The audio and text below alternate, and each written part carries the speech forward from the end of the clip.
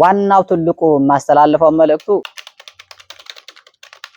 ውስጥ ሀገርም ይሁን ውጭ ሀገርም ይሁን የት ሚኑር ሰኔ 22 ልክ 6 ሰዓት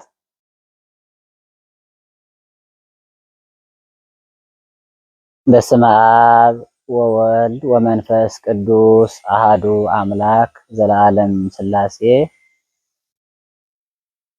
የተከበራችሁ ሊቃውንተ ቤተክርስቲያን፣ አይንተ እግዚአብሔር ካህናት፣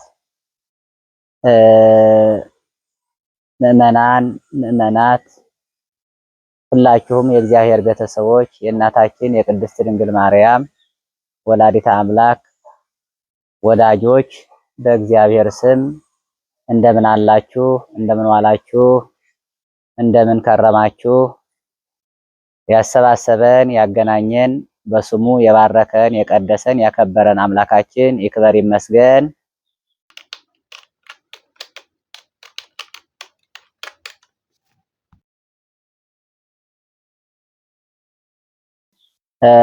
ስሜ ንውረድ አባ ዕዝራ ኃይሉ እባላለሁ።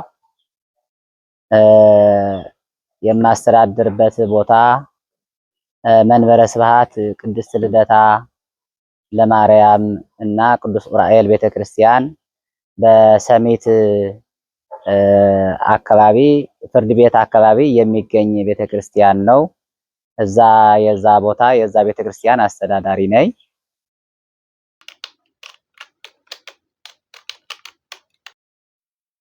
ይህ ቤተክርስቲያን የተመሰረተው በ2010 ነው። አሁን ያው 6 ዓመት አስቆጥሮ ወደ 7ኛው እያስቆጠረ ነው። 7 ዓመት አድርገዋል ከተጀመረ አገልግሎት ከጀመረ ስራ አገልግሎት ከማከናወን ከጀመረ 7 ዓመት ሆኖታል ማለት ነው።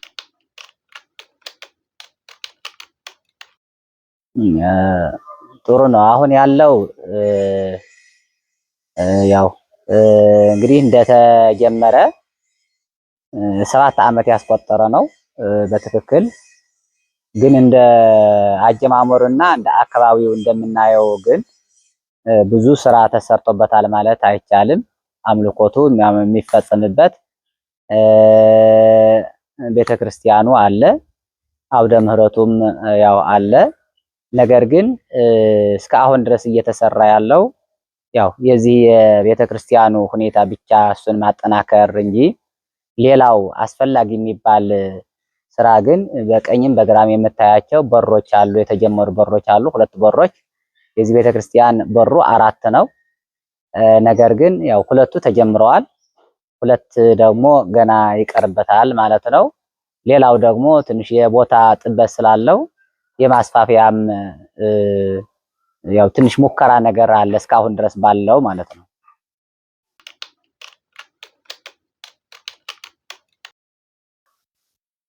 ለወደፊት የሚያስፈልገው ያው ሰበካ ጉባኤ ልማት ኮሚቴ የደብሩ ሰበካ ጉባኤውም ልማት ኮሚቴውም የጽህፈት ቤቱ ሰራተኞችም አጠቃላይ ማህበረ ካህናቱም በጋራ በመሆን ያው የተያዘው መርሃ ግብር አለ፣ የተያዘው እቅድ አለ። እንግዲህ አንደኛ ቁጥር የቦታ ማስፋፊያ ነው ብያለሁ። የቦታ ማስፋፊያ በጣም ጠባብ ስለሆነ ቦታ እንትኑ ቤተክርስቲያኑ አውደ ምህረቱ የቤተክርስቲያኑ ማምለኪያ ብቻ የቆመበት እንጂ አውደ ምህረት የለውም፣ ጠባብ ነው። ግን በቀኝም በግራም ቦታዎች አሉ እና እሱ የማስፋፋት ስራ ታቅደዋል፣ ተይዘዋል። በዛም እንግዲህ ጸጋው በበዛላቸው አባቶች እዚህ እየመጡ ጸበል እንዳለ ይናገራሉ። ብሎም ደግሞ እንደገና በባለሙያዎች በዘመኑ ባለሙያዎች ደግሞ አስጠንተን ይሄ ቦታ ጸበል የተባለው ከርሰ ምድር ውሃ እንዳለው ይህም አስጠንተናልና ስለዚህ የቦታ ማስፋፊያ ስራ እንዲሰራ ቀጥሎም ደግሞ ይሄ የከርሰ ምድር ውሃም እንዲወጣ 3ኛ ደግሞ አጠገቡ ወንዝ አለ። ያ ወንዝ ደግሞ በቀኝም በግራም የሚመጡ ምዕመናን የሚሻገሩበት ከፍተኛ የሆነ ድልድይ ያስፈልጋል። ወንዙ ሰፊ ስለሆነ ማለት ነው። ሰፊ ስለሆነ አሁን ወንዙ ድልድይ ለመስራት ወደ 4 ሚሊዮን አካባቢ ይደርሳል ራሱ ድልድዩን ለመስራት ማለት ነው። ሶስተኛ አካባቢው ዙሪያ መለስ በአጥር ማጠር አራተኛ ማለት ነው። አራተኛው እነዚህ ሰበካ ጉባኤው ልማት ኮሚቴም በሚገባ እነዚህን ለመስራት አቅዶ ስራዬ ብሎ አውጥቶ አውርዶ ይዘዋል። አንደኛው የመሬት ማስፋፊያ ነው፣ የቦታ ማስፋፊያ ነው። ሁለተኛ ደግሞ የከርሰ ምድር ውሃ ማስወጣት ነው። ሶስተኛ ድልድይ ነው። የመጨረሻ ደግሞ አጥሩ ዙሪያ መለስ በአጥር ማስከበር ነው። ብዙ ንዋየ ቅድሳት አለ፣ ብዙ ንብረት አለ። አጥር የሌለው ቤተክርስቲያን ደግሞ ቤተክርስቲያን ሊባል አይቻልም። ያለፈ ያገደመው ሁሉ ለጥበቃ አስቸጋሪ ነው የሚሆነው፣ ወንጀል ማስፈጸሚያ ነው የሚሆነውና ስለዚህ ይሄ ፕሮግራም ተይዘዋል። አሁን ይሄንን ስራ መስራት እንዲቻል ማልማት እንዲቻል ቦታውንም በሚገባ መስራት እንዲቻል ማስከበርም እንዲቻል ለዚህ ብሎ ሰበካ ጉባኤው ልማት ኮሚቴ በጋራ ሆኖ የገቢ ማሰባሰቢያ ቀን ይዟል። ይህንንም ለሰኔ 22 ቀን ከ6 ሰዓት የማይቀርበት ሰፋ ያለ መርሃ ግብር ተይዟል። ገቢ ማሰባሰቢያ ምዕመናን ተገኝተው ቦታውንም አይተው እናንተም በዚህ በሚተላለፈው በሚዲያ በሚተላለፈው ሁሉ አይተውም ይሁን በአካል መጥተው አረጋግጠውም ይሁን በዛን ሰዓት ምዕመናን የእመቤታችን ወዳጆች የሆኑ ሁሉ በዛ ቦታ በዛን ሰዓት ተገኝተው በሚገባ የሚሰጠው የተዘጋጀው መርሃ ግብር ተካፍለው ተሳትፈው እጃቸው እንዲዘረጉ ያስፈልጋል ማለት ነው። በዚህ መልኩ ተይዘዋል።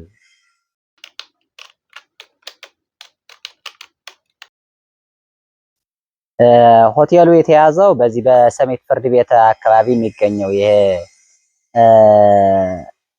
ዲወራ ትምህርት ቤት የሚባል ትምህርት ቤት አለ። እዛ ጀርባ ነው። ጽጌና ሽሮ ሆቴል ይላል። እዛ ነው የተያዘው። እዛ ያው ተይዘዋል። መርሃ ግብሩ ወይም ሆቴሉ እዛ ነው የተያዘው። አካባቢ ነው። ለዚህ ቦታ ሩቅ አይደለም።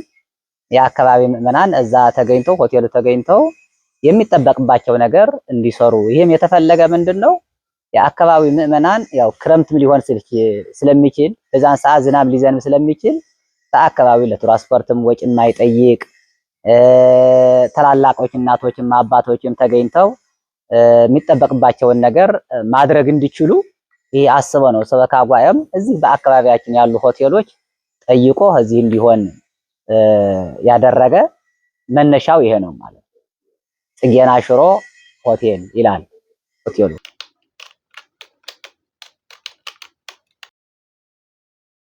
በእለቱ የሚገኙ እንግዲህ እንደተያዘው መርሃ ግብሩ እንደተያዘው የማስተማር ችሎታ ያላቸው ጸጋው ያላቸው የማስተማር የመዘመር ጸጋው ያላቸው ታዋቂ የሆኑ ሰዎች ይገኛሉ በእለቱ። እነዚህ ይገኛሉ።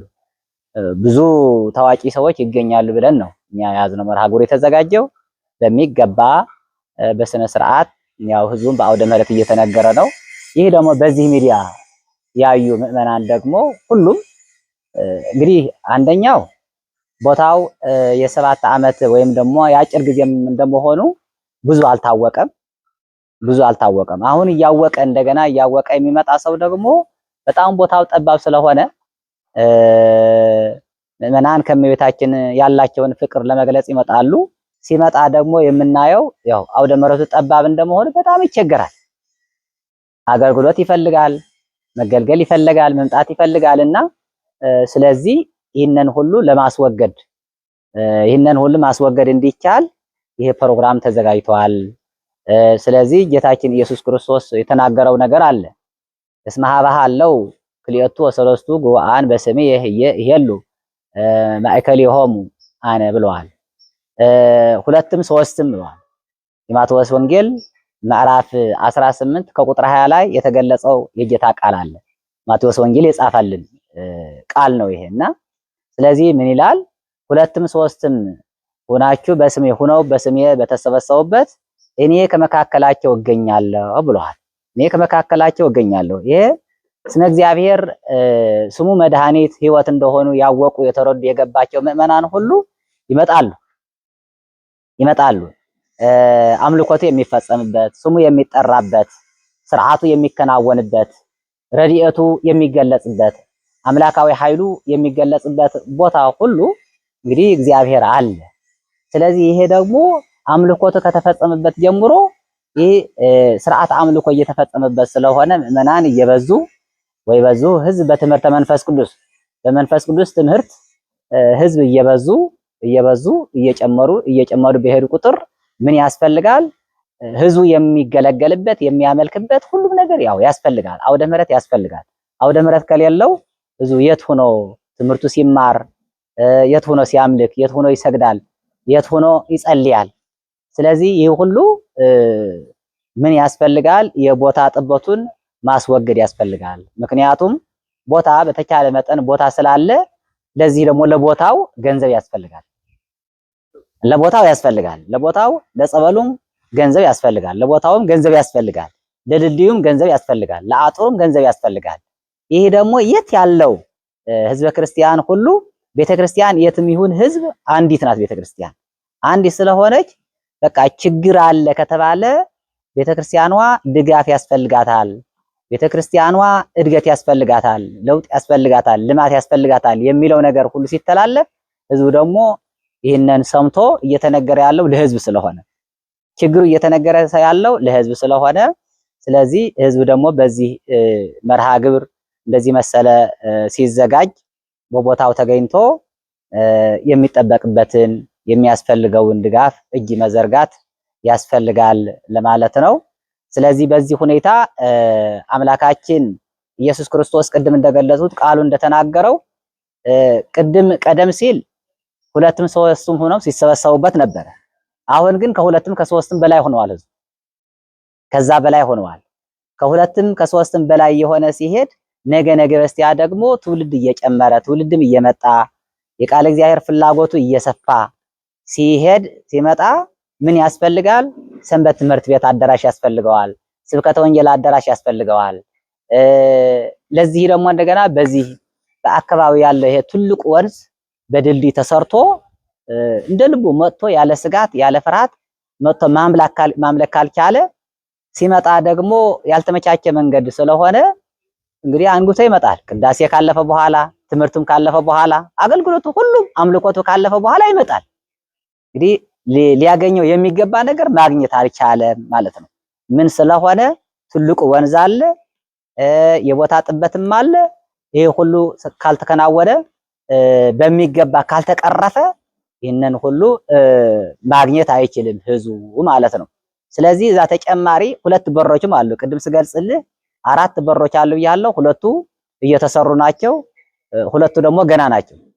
እነዚህም በሚገባ እንደዚህ እንደምታየው በስፋት እንዲሰራ በዚህ መልክ እንደተጀመረው እንዲሰራ ተብሎ ነው የተያዘውና ለዚህ ሁሉ እንግዲህ የህዝቡ ድጋፍ ያስፈልጋል። የክርስቲያኖች ድጋፍ እርዳታ ያስፈልጋል ለማለት ነው።